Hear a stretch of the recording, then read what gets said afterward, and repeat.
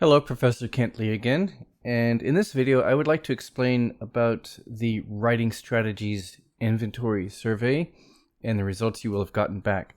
So you're supposed to fill out a form in which you answer some survey questions about the writing strategies, and that is based on a research study by some researchers, the source is in the book here somewhere, who created this kind of inventory of different writing strategies. And this is to give you deeper insight into your writing process, especially the learning strategies that you follow when you go about doing writing assignments. And the strategy, the questions are in the book. The way that the scores are calculated is a little complicated, and that's why I'm having you fill it out online in a Google form and then emailing the results back to you. So you should get the results back to you. I have to manually do it, so I have to manually check the form several times a day, and then manually email the scores back to you. So you should get that back. If you didn't, post a comment in the LMS or something. It's a little complicated. It seems kind of complicated, but I chose this particular inventory because it has some really good contents to it. The kind of five factors that make up the inventory are pretty helpful. They're pretty also psychologically accurate. So this is a way of understanding yourself better. So the first thing that's maybe confusing to you about the scores results is that it's relative. The scores are relative. You see the score ranges for each category in the book, the section on the writing strategies, and there's a scoring key there. So it's relative. So there's no cutoff point that says above this score, this describes you. It's not an absolute score like that. It's relative, which is kind of a little hard. So you have to look at your score. Let's say in the first category, which is elaborative, look at your score there and compare it to the range, the possible range here. What is your score like? Does it tend towards the maximum, which is good? Does it tend towards a lower score, which may not be so good? So you kind of have to interpret this relative to the range, and that's a little tricky. It's a little hard. Maybe I should put a midpoint in here too. So you kind of have to eyeball it, as we say. Look at it with your eyeballs and kind of see relative to the maximum and the minimum score, what does your score look like in each category.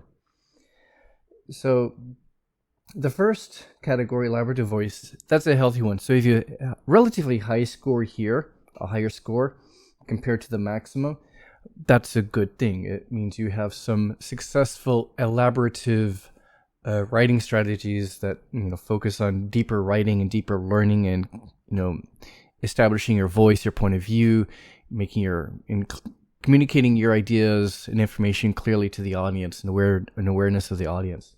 And that's a good thing. The other positive one that's indicative of deep learning and deep writing strategies, successful learning and writing strategies, is the reflective revision category. That's the third category, which indicates that you focus on effective revision strategies and reflecting on your writing. Now, the negative categories, the not so good categories or factors, are low self-efficacy, spontaneous, impulsive, and procedural. Now, the low self-efficacy one, it's a little confusing. It's called low self-efficacy. So if you get a low score on low self-efficacy, you're low on low self-efficacy, which means you have good self-efficacy, a good sense of self-efficacy. So a low score is good on this category. A low score for low self-efficacy is good because it means you have decent or good self-efficacy.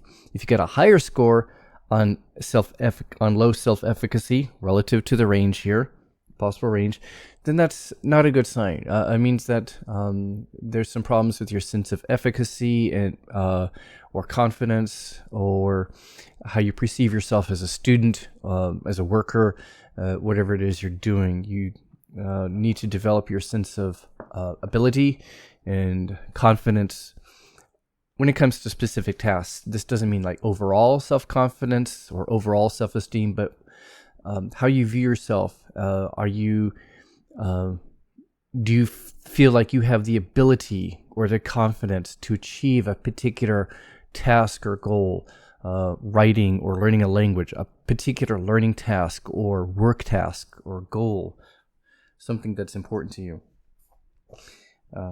Then spontaneous, impulsive, and procedural, those are also unhealthy kind of approaches. And so if you have relatively high scores in those categories, that's not so helpful either. So if you have, so the low self-efficacy, spontaneous, impulsive, procedural, those correlate with the surface writing kind of approaches on the last page of this section. That indicate more attention to superficial details or superficial aspects of learning, and not deep learning, actually understanding the concepts and growing and gaining mastery of what you're trying to learn. So this is what you need to know in order to interpret your scores. The scores are relative. Compare your scores for each category to the range of numbers stated here in the book for that category, and then kind of interpret, does that describe you well? If so, what does it say about your strengths? What does it say about your weaknesses? So you need to reflect on that. What do these scores indicate about your strengths and weaknesses as a writer, as a student? So I hope that helps, and I hope this helps you with the writing process assignment that's due later this month. So good luck on that. Good luck in your writing, and take care. Bye.